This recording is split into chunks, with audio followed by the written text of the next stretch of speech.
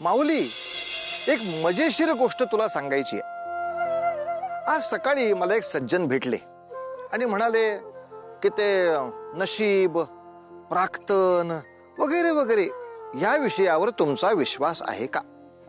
मी म्हणालो, 100% विश्वास आहे। जे काही घडतंय ते विधिलिखितच असतं।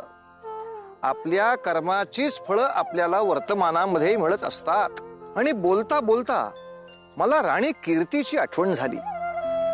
जणू काही ती रडत रडत मलाच प्रश्न विचारत होती की तिनं आयुष्यात काहीही कुकर्म केलं नाही, कधी कोणाचं वाईट केलं नाही, तरी तिचं आयुष्य हे सगळ्या अडचणींनी आणि खास खळग्यांनी भरलेलं का असावं? मी निरुत्तर झालो माऊली। असो, स्वतःचं हलाखीचं जे जीवन आहे ते राणी कीर्ती जगतच होती। बघता बघता दिवस पुढे गेले आणि पाळण्यामध्ये खेळणारा पद्मनाभ आता मोठा झाला। मोठा म्हणजे अगदी विवाह योग्य झाला। आणि आता या विवाहाची अंतिम बोलणी करण्यासाठी वधू पक्षाकडची मंडळी यायची आहेत। महाराणी कीर्तीचा मान आता वधारणार तर। बाई बाई बाई बाई, मला तर विश्वासच बसत नाहीये महाराणी।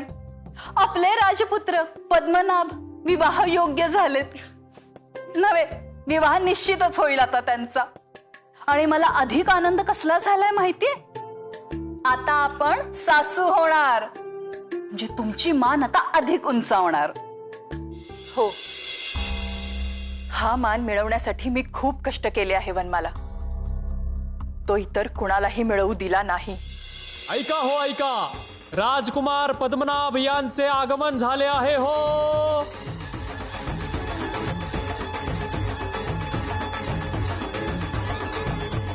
यशवंत हो। बाळ पद्मनाभ, आजचा हा क्षण तुझ्यासाठी, आम्हा सर्वांसाठी फार मंगलदायी आहे।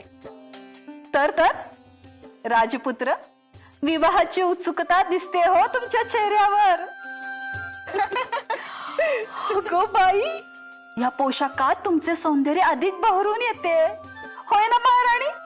हो, खरेच पद्मनाभ, हा पोशाख तुला फार सुरेख दिसत आहे। होय माते, हा पोशाख कनिष्ठ मातेने स्वतःच्या हाताने विणला आहे।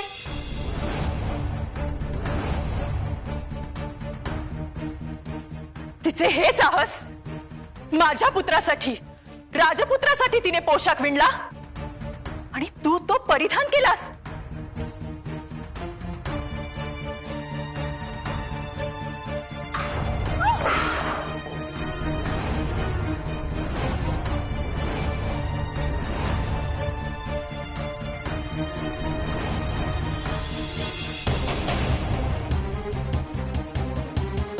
पुत्र पद्मनाभ, तुझी माता मी आहे, केवळ मीच। ही एक दासी आहे, एक सामान्य दासी। यापुढे तिने दिलेली एकही वस्तू घेतलीस तर माझा कोप अनुभवशील। क्षमा असावे माते, मला माहित नव्हते की ही दासी माझ्याशी असे वागेल। वनमाला। होय महाराणी। राजपुत्रांसाठी नवीन अलंकार आणि वस्त्रे यांची पाठवणूक करावी। होय, चला राजपुत्र।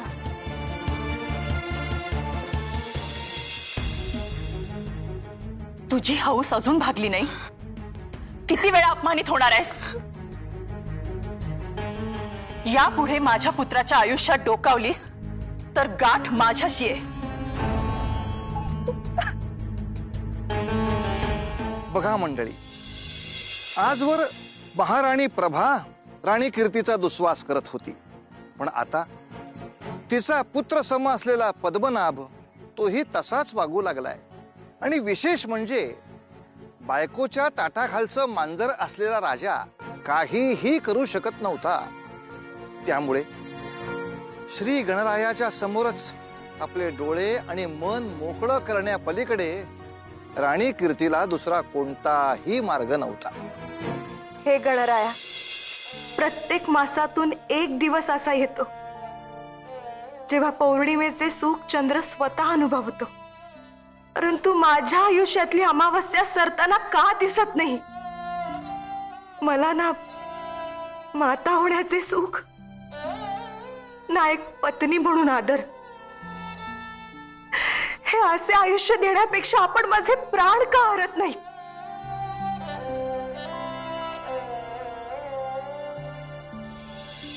क्षमा असावी राणी कीर्ती, मी आपल्या पूजेत व्यत्यय आणला. नाही गुरुवर्य, अहो या प्रासादात आपणच आहात जे माझ्याशी इतक्या आपुलकेने वागत आहात. पद्मनाभचा विवाह होऊन आज 6 मास उलटून गेले, परंतु अजूनही मी नव्या सुनेचे दर्शन देखील घेतले नाही. मला आता माझ्या अस्तित्वावरच शंका येऊ लागली आहे. नाही राणी, असे पराभूत होऊन नाही चालणार. अहो, संघर्ष जितका कटू तितकाच विजयही मोठा असतो. असो, मी आपणास हे सांगावयास आलो होतो की आज महाराणी, राजकुमार पद्मनाभ आणि त्यांच्या पत्नी तिघेही जण वनभ्रमण करावयास गेले आहेत. आणि महाराज? राणी, सकाळपासून महाराजांची प्रकृती योग्य नाही. त्यांना वातप्रवृत्तीचा त्रास होतो आहे आणि अशा प्रसंगी कोणीतरी निकटवर्तीय त्यांच्या सोबत असणं आवश्यक आहे. कदाचित हीच ती घटिका असेल ज्या योगे आपण महाराजांशी हितगुज करू शकाल.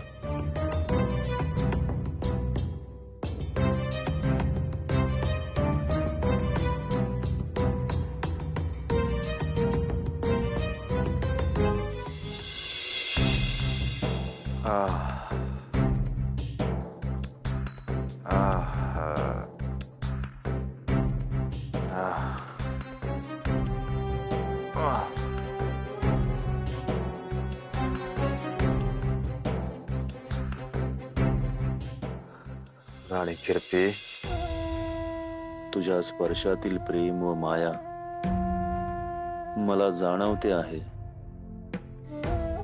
महाराज, आपण ओळखले? मी आली आहे. तुझ्या याच मायाळू स्पर्शासाठी मी कित्येक वर्ष आतुर झालो होतो. तुझ्यातील या मायेला आम्ही कुणीही न्याय देऊ शकलो नाही.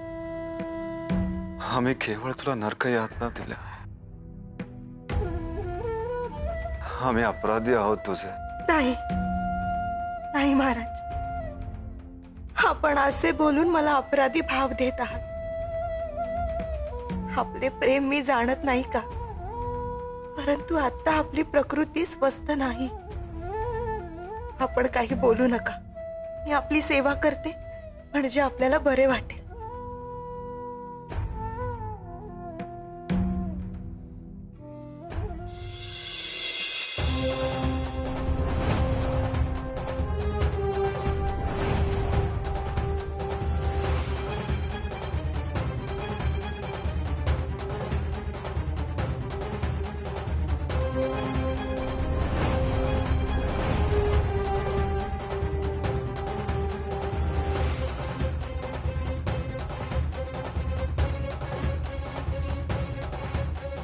शत्रू सुद्धा एक घर सोडून वार करतो म्हणतात, पण तू तर आपल्याच घरात भेद करते आहेस. तू अशी ऐकणार नाही. आज तुला अशी शिक्षा भोगावी लागेल जी तुझ्या अजन्म लक्षात राहील. पद्मनाभ, आसूड घेऊन ये. प्रभा, महाराजांना बरं नाही वाटत म्हणून मी त्यांना भेटायला गेले होते. तुला शिक्षा ही मिळायलाच हवी. प्रभा, प्रभा, प्रभा, आई मार त्या दासीला, मार तिला. आई अजून मार, अजून मार.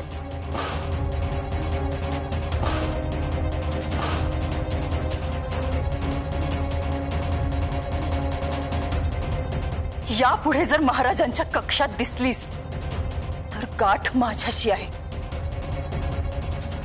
चला.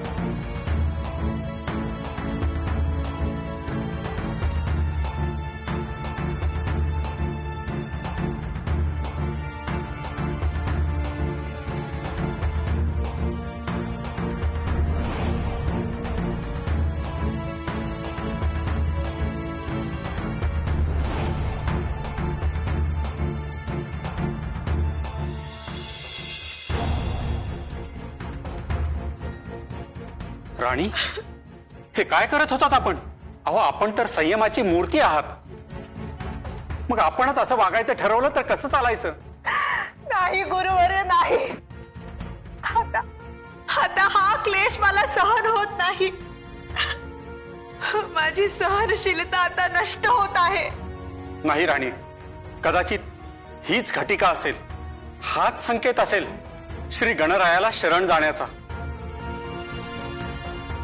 म्हणजे राणी, प्रत्येक मनुष्य कायम यश प्राप्त करण्यासाठीच प्रयत्न करत असतो, परंतु त्याच्या आयुष्यात अशी एक घटिका यावी लागते की जेव्हा त्याला हे उमगतं की आपला तारणहार केवळ ईश्वरच आहे.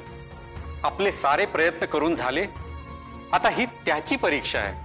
म्हणून राणी, आपण सारं काही विसरून जावं आणि त्याला शरण जावं आणि श्री गणरायाची कठोर आराधना करावी. तो निश्चित तुम्हाला फळ देईल आणि त्याच्या आराधनेसाठी मार्गदर्शन करण्यासाठी मी आहेच.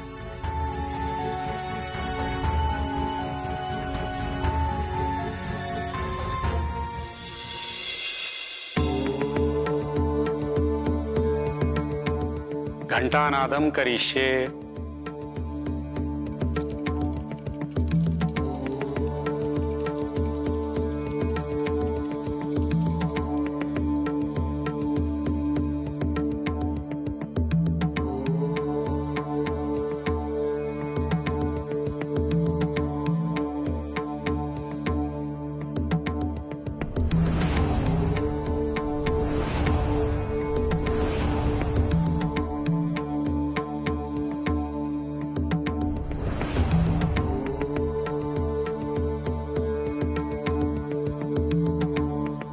वक्रतुंड महाकाय सूर्यकोटि समप्रभ निर्विघ्नं कुरु मे देव सर्वकार्येषु सर्वदा.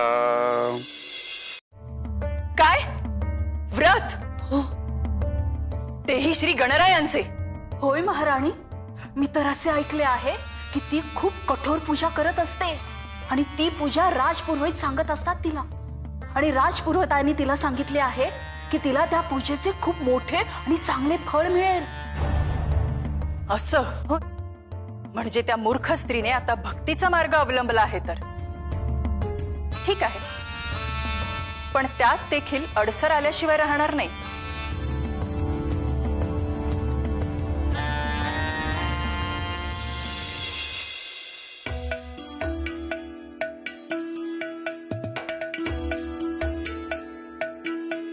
दुर्वाम समर्पयामि.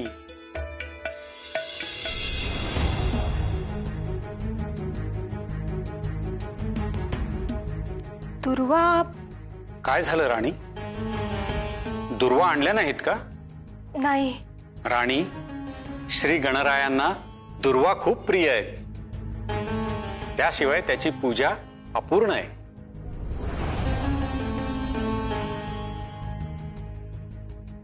हे श्री गणराय, क्षमा असावी. मी आपल्या पूजेसाठी दुर्वा आणू शकले नाही. मी आता त्वरित जाऊन दुर्वांचा प्रबंध करते. गुरुवर्य, मला दुर्वा कुठे मिळतील? इथून पूर्व दिशेला गेल्यावर डोंगराच्या पायथ्याशी आपणाला दुर्वा मिळतील.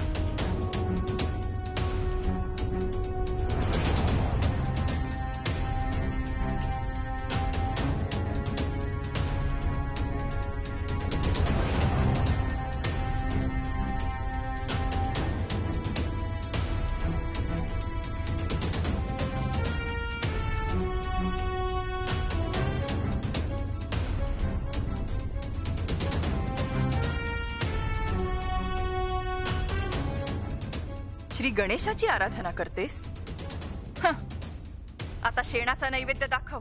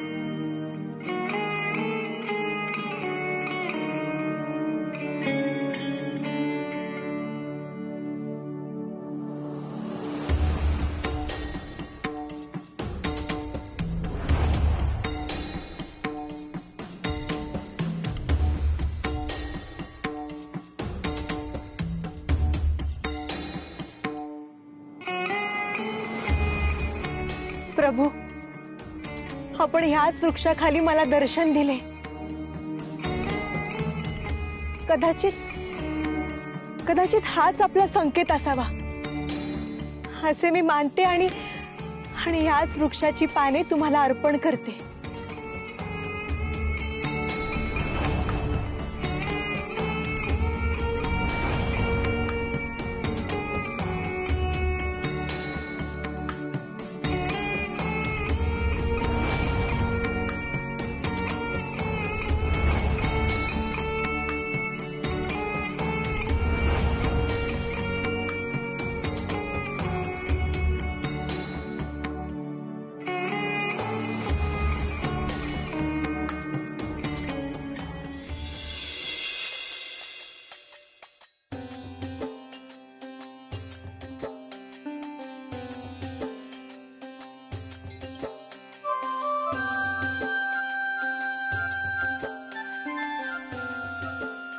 हे श्री गणराय, क्षमा असावी. मी आपल्या पूजेला दुर्वा वाहू शकले नाही, पण आपण मला संकेत दिले आणि म्हणून मी ही पाने आपल्याला अर्पण करत आहे. याचा स्वीकार करावा.